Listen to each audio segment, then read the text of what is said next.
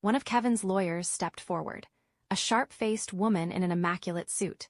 "Actually," she said, "we'd like to review any recent changes to Mr. Ellison's will before the formal reading.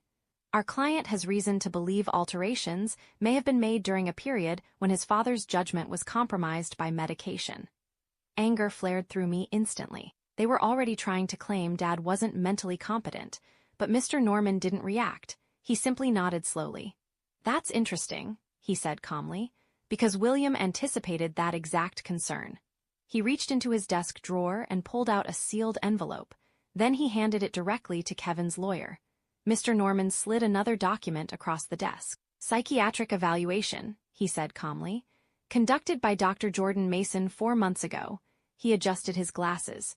"The report confirms that your father was fully mentally competent and entirely capable of making complex legal decisions."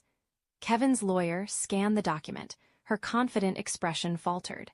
"But that's not all," Mr. Norman continued. "William also asked me to document his reasons for making any changes to his will."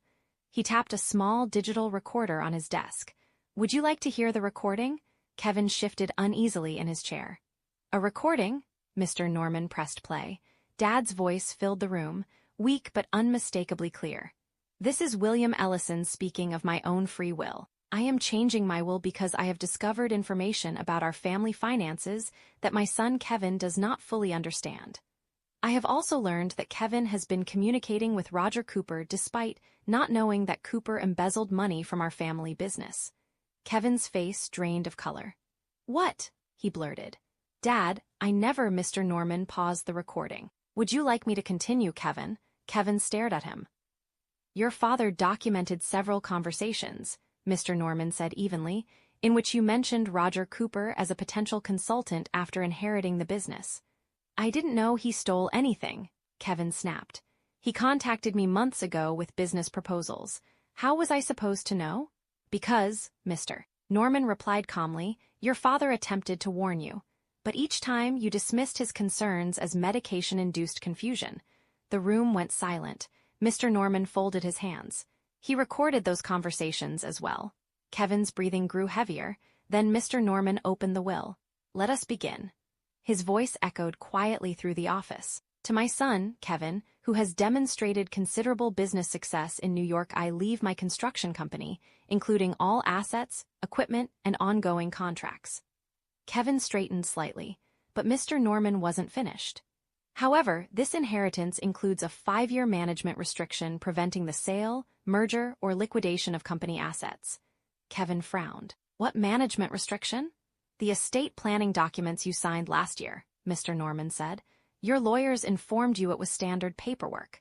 In reality, you agreed to a 5-year stabilization period for any inherited business interests." Kevin's lawyers immediately began flipping through their files, whispering urgently. Then Mr. Norman continued reading. "To my daughter Rachel, who has demonstrated unwavering loyalty and sound judgment, I leave the family farmhouse and all associated property, including mineral rights and any related business agreements." The room fell completely silent. Kevin stared at me. "That's it," he said incredulously. "She gets a rundown farm and I get a company I'm not even allowed to sell." Mr. Norman looked up slowly. "Actually, Kevin, there is more." Something in his tone made both of us go still. He reached into his desk and pulled out the thick folder I had seen the day before. "Rachel," he said, turning toward me, "your inheritance includes more than the farmhouse." He unfolded a large geological survey across the desk. The familiar outline of our family land appeared on the page. 47 acres, covered with technical markings and colored zones. "Your father leased the mineral rights to Hillside Crest Mining 15 years ago." Kevin leaned forward, suddenly very interested. "Your father kept this lease private," Mr. Norman continued, "because he believed you would immediately try to sell it. He was concerned you might prioritize quick profit over long-term value." Kevin barely seemed to hear him. His eyes were locked on the survey map. "How profitable are we talking about?" he asked slowly. Mr. Norman opened the official offer letter. 3 months ago, Hillside Crest completed a comprehensive geological survey. They discovered substantial deposits of rare earth minerals, materials essential for advanced electronics and renewable energy technology. Kevin's eyes widened. They have offered to purchase the mineral rights for $75 million. He turned another page. In addition, they are offering royalties estimated between $15 and $20 million over the next 25 years. Kevin stared at the numbers. I watched his expression change in real time. Confusion, shock, then pure calculation. 90 million, maybe more, Kevin whispered. His eyes slowly turned toward me. For Rachel's property. I met his gaze calmly. No, I said quietly. For the property Dad specifically left to Rachel. Kevin's expression hardened. Rachel, you can't seriously believe you're capable of handling negotiations worth that kind of money, he said. This requires sophisticated business expertise, something you simply don't have. And there it was. The same condescending tone he'd used our entire lives.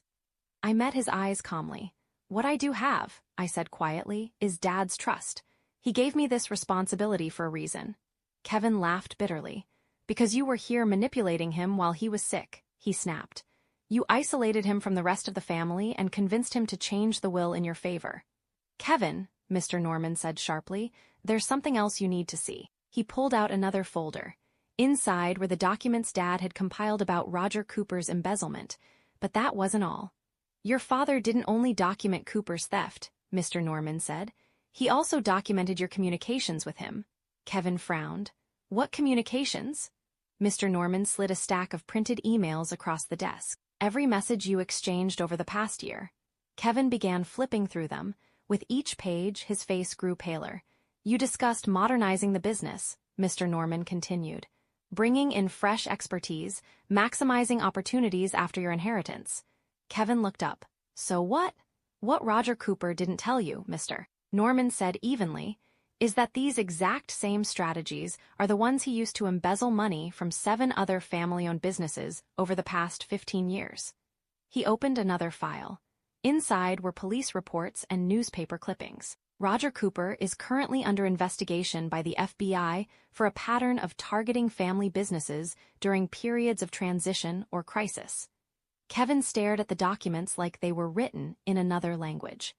Your father's decision to buy him out instead of prosecuting him, Mr. Norman continued, was the only thing that prevented Cooper from destroying your construction company the same way he destroyed the others.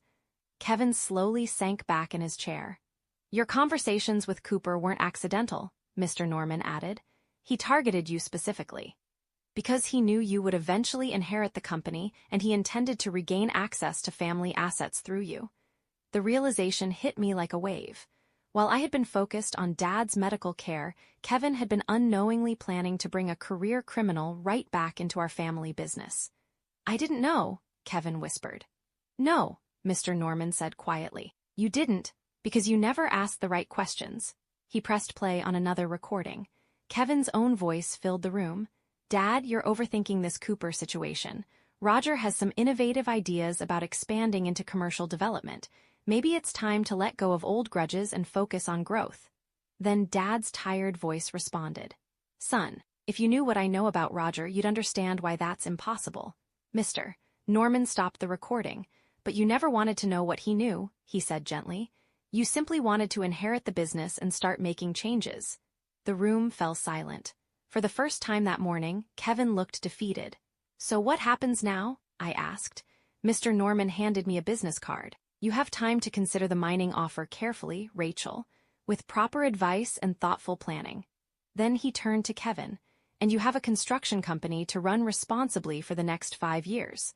Later that night, I sat alone in Dad's study. The house was quiet again.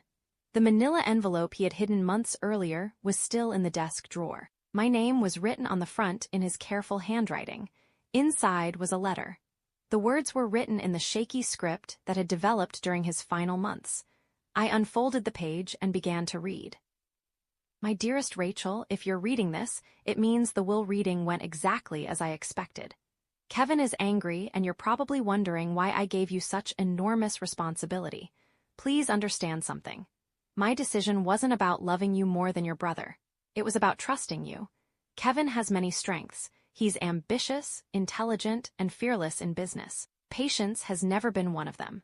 If Kevin inherited the mineral rights, he would sell them immediately.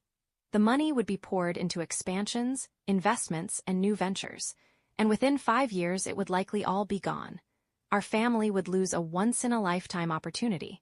You, on the other hand, have always understood something Kevin never quite grasped: the importance of long-term consequences. When you were 10 years old and saved your Christmas money for 6 months to buy your mother a birthday present, I knew you understood the difference between wanting something and needing something. This mining money isn't something you need right now, but someday you might, when you decide to start a family, when you discover a purpose that requires resources, or when Kevin's children need help with college. And when that day comes, the money will still be there, because I know you will protect it. With love and pride, Dad.